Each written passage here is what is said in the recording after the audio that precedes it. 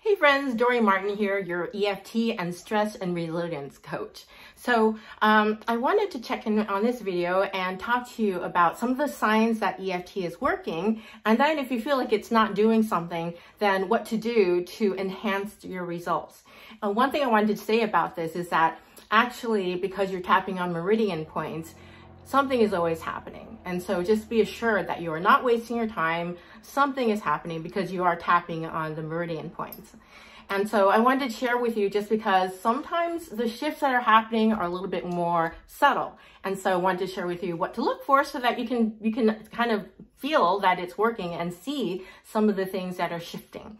So one of the things that happens when you're tapping, after you go through the 3 tapping rounds, and you take an inhale and exhale, a lot of my clients are really happy to feel this and surprised to feel this tingling sensation. It's almost like electricity running up and down your arms or around your face, or just feeling this sort of like energy moving is, I guess, the best way to describe it. And so feel for that. After you finish your round of tapping, take an inhale, exhale, and then just feel what you're feeling in your body, because you might find that the body is tingling and something is shifting.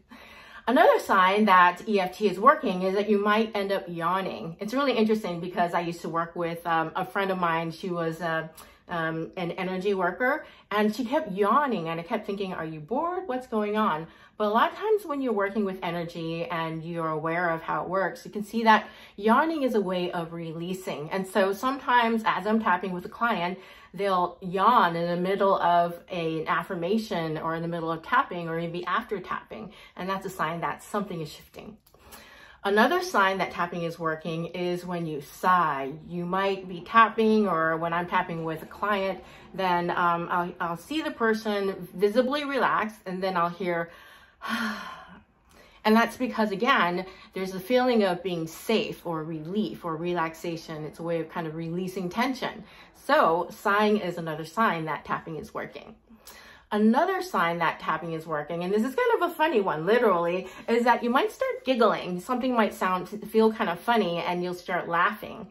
And so that is a potential sign that you're releasing tension, laughter.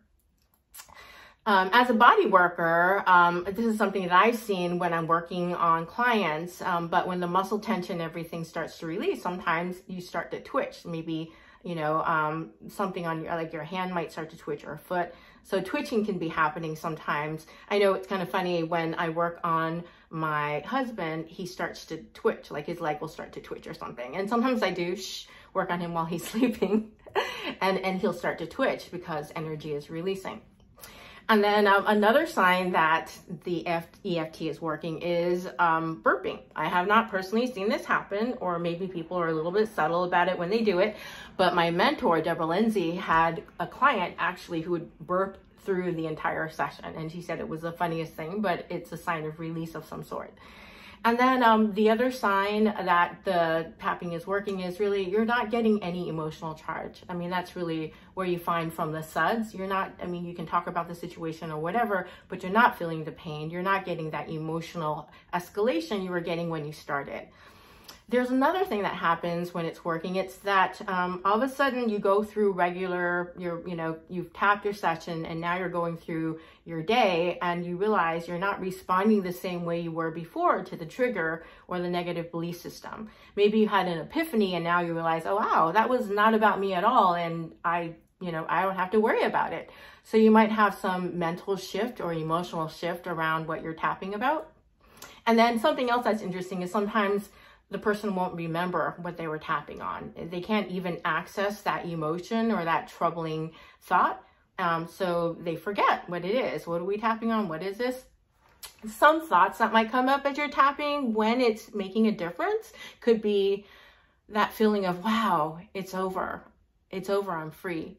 Or something along the same lines, the thought, I'm safe. I'm finally safe. And a funny one that can happen, this has actually happened quite a few times, and can't take it personally, but when you're tapping with somebody, or sometimes when you're tapping on your own, you can suddenly feel like, wow, I'm kind of bored. I don't want to deal with this anymore. Let's just move on. I don't even have time for this. So you could get bored after a series of tapping.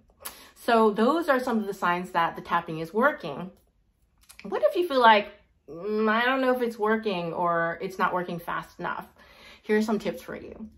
One is to drink water. Now that sounds really odd, but you think about it, we're working with meridians, we're working with energy. What helps to conduct it is getting the circulation to flow. And one of the things you need to do that is to have your body hydrated. So before any tapping session, actually, make sure that you have a glass of water or something to stay hydrated and drink it before you start your tapping session. And if you feel like you don't have a feeling that it's benefiting you, that the tapping is working, drink a little bit more water.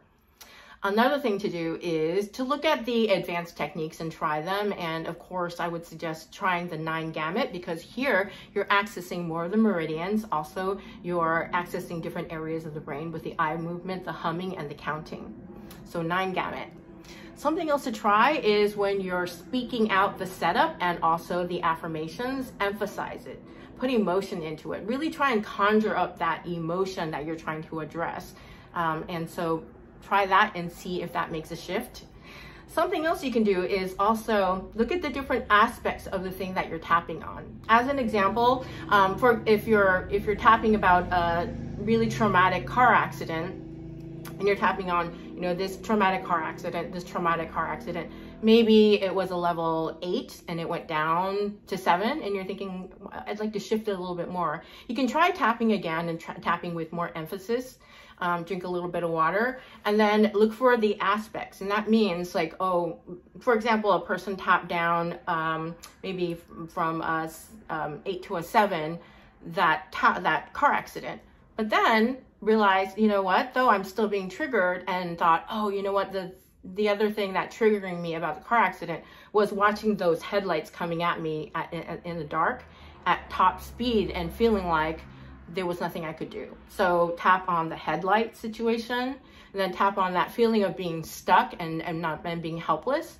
And then maybe the screeching of the tires right before impact could be another aspect. So think about the thing that you're tapping on and the different aspects of it that could be causing you to feel continued distress when that memory comes up.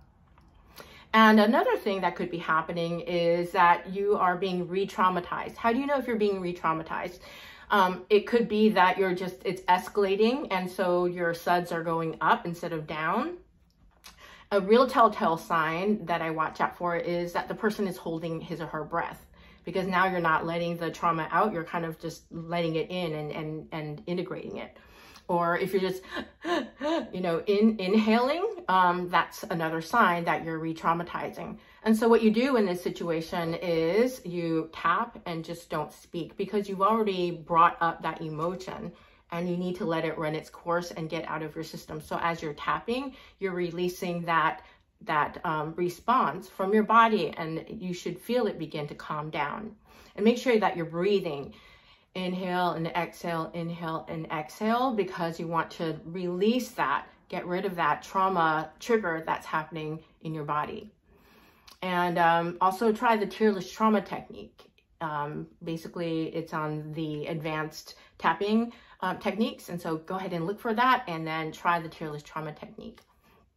And then also understand that, tapping is cumulative. And if you don't feel like you're in a place where you can find all the aspects and all the layers and the core issue, that's the other piece. Sometimes, what you're tapping on isn't the core issue. Maybe you're tapping on a craving, but the real core issue is that person said something that really hurt your feelings. And so that was the real issue to tap on. But the byproduct or symptom of that upset is the craving. So if you feel like you don't want to kind of troubleshoot all of those things, just know that repetitive tapping on the thing that's causing the trauma will collapse it, and over time it'll be able to address it in a more holistic manner. So just keep tapping on the thing. If you don't feel like you're in a place of trying to troubleshoot everything, it's just going to take a little bit longer, but it will happen, and just continue tapping on the one aspect. And then if you want to make it go faster, then look at the different aspects, drink some water, try the 9 gamut, emphasize the points, look at the different aspects, and make sure you're not re-traumatizing. So I hope this video helps. Happy tapping, and let me know, as always, if you have any questions or if you want to share anything, thoughts and observations, at Dory@dorymartin.com. Happy tapping.